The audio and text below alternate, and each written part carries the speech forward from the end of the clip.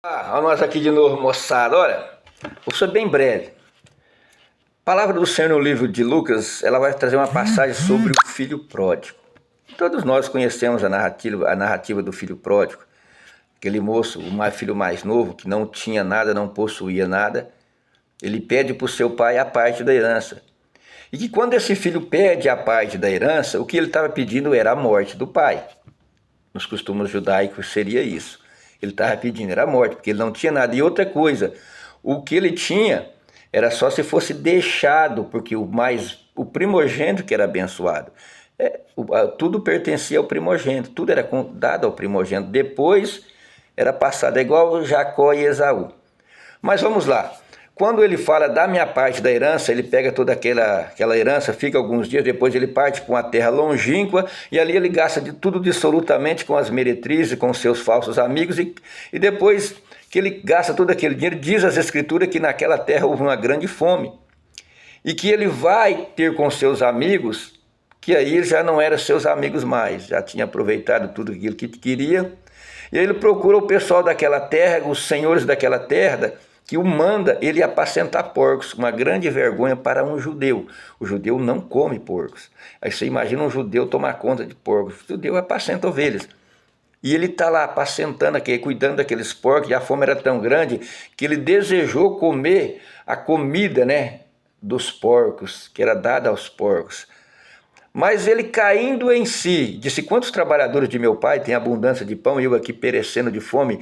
E diz, levantai-me e irei ter com meu pai, e direi, pai, pequei contra os céus perante ti, já não sou digno de ser chamado seu filho, faz de mim como um dos teus trabalhadores. Esse ele fez. Ele retorna e o pai o espera, aguarda, e ele é recebido de braços abertos, coloca uma sandália nos pés, um anel, uma roupa nova. Porém a questão é a seguinte, esse moço ele retorna. A Bíblia diz que caindo em si, ele faz uma reflexão e diz, quantos trabalhadores de meu pai têm abundância de pão, eu aqui perecendo de fome.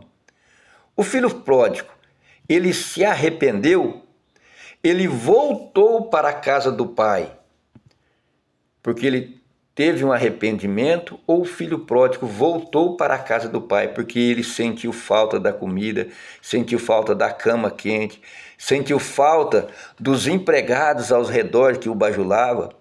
E ele fala, olha, faz de mim como dos seus trabalhadores. Será se realmente era o que estava no coração dele, ou ele queria comover o seu pai com aquelas palavras? O que vocês acham? As escrituras dizem que Judas, após ao vender Jesus pelas 30 moedas, ele se arrepende, Judas se arrependeu.